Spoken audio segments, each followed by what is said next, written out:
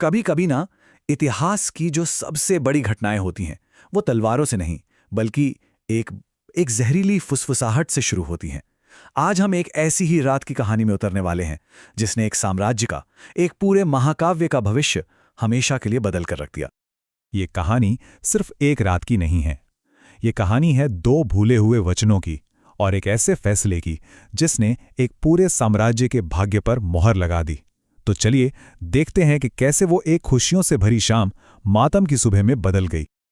उस शाम अयोध्या में क्या माहौल था। हर घर से बधाइयों के गीत गूंज रहे थे। हर गली जश्न में डूबी हुई थी। ऐसा लग रहा था मानो शहर पर आसमान से खुद खुशियां बरस रही हों। तो इस कहानी का पहला अध्याय शुरू होता है एक बहुत ही भव्य उत्सव से। मौका था राजकुमार राम के राज्याभिषेक की पूर्व संध्या का, और पूरी की पूरी अयोध्या खुशी से झूम रही थी। और ये कोई मामूली उत्सव नहीं था। खुद राजा दशरथ ने ऐलान किया था कि सूर्योदय के समय राज्याभिषेक होगा। पूरा शहर एक दुल्हन की तरह सजा हुआ था।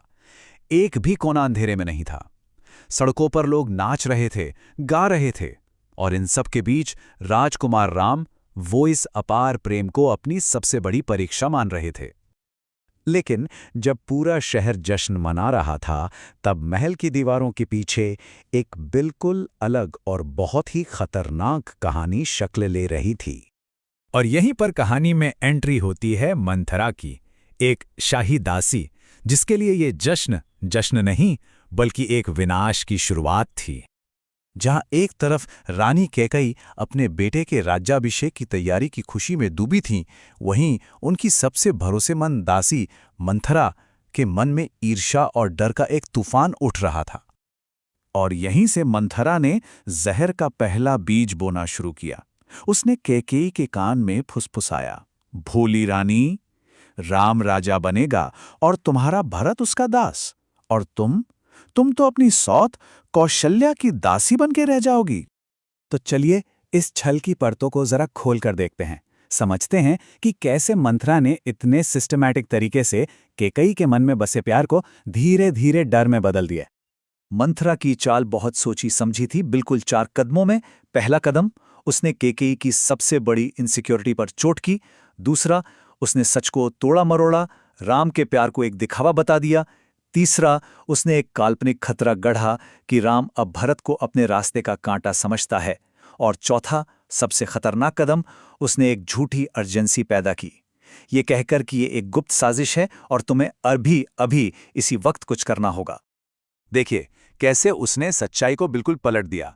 कैकेयी हमेशा से मानती थीं कि राम भरत को बहुत प्यार करते हैं, लेकिन मंथरा ने कहा नहीं, वो उसे अपने रास्ते का कांटा समझता है।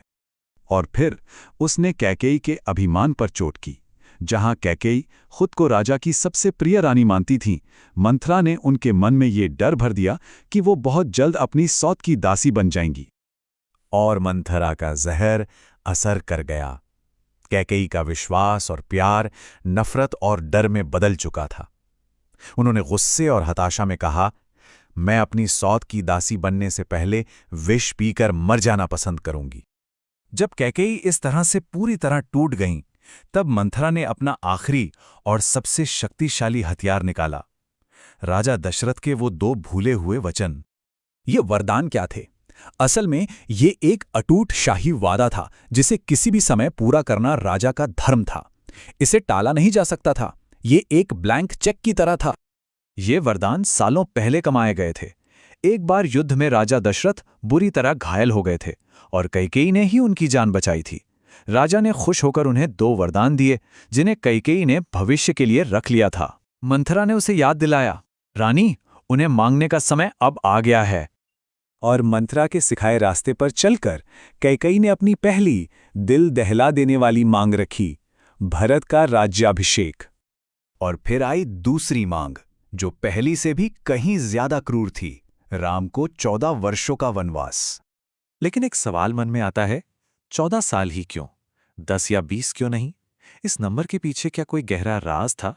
14 साल, ये कोई अचानक से आया आंकड़ा नहीं था। ये मंथरा की बहुत ही ठंडी पॉलिटिकल कैलकुलेशन थी। वो जानती थी कि प्रजा राम को पूछती है। भरत को लोगों के दिलों से राम की याद मिटाने और अपना शासन मजबूत करने के लिए कम से कम 14 साल तो लगेंगे ही। और इस तरह ये कहानी अपने सबसे दुखद मोड़ पर पहुंचती है। एक विनाश की पूर्व संध्या जहां एक ही महल में दो बिल्कुल विपरीत घटनाएं एक साथ घट रही थी। जरा उस आखिरी रात के बारे में सोचिए। एक तरफ राजा दशरथ अपने प्यारे बेटे राम को एक न्यायप्रिय राजा बनने की सीख दे रहे थे, और ठीक उसी वक्त दूसरी तरफ मंथरा कैकेयी को राजा को अपनी जिद के आगे झुकाने के लिए नाटक करना सिखा रही थी। देर रात कैकेयी ने अपने सारे गहने उतारे और कोप भवन में जाकर लेट गईं, उस सुबह का इंतजार करने जिसका सूरज किसी एक राजकुमार के लिए राज्याभिषेक लेकर आने वाला था। ये जो विरोधाभास है ना, यही इस कहानी का दिल है। एक तरफ एक पिता अपने बेटे को सिखा रहे हैं, बेटा राजा की शक्ति दंड में नहीं न्याय में है, और दूसरी तरफ एक दासी अपनी रानी को सिखा रही है, धरती पर पड़ी मछली की तरह तड़पना। एक तरफ राजधर्म की बातें हो रही थी और दूसरी तरफ विश्वासघात की तैयारी चल रही थी। और ये कहानी हमें एक बहुत जरूरी सवाल पर लाकर छोड़ देती है। एक अकेली जहरीली आवाज में आखिर कितनी ताकत हो सकती है? क्या इतनी कि वो एक खुशहाल राज्य के दिल में नफरत का बीज बो दे? इस पर जरूर सोचिएगा।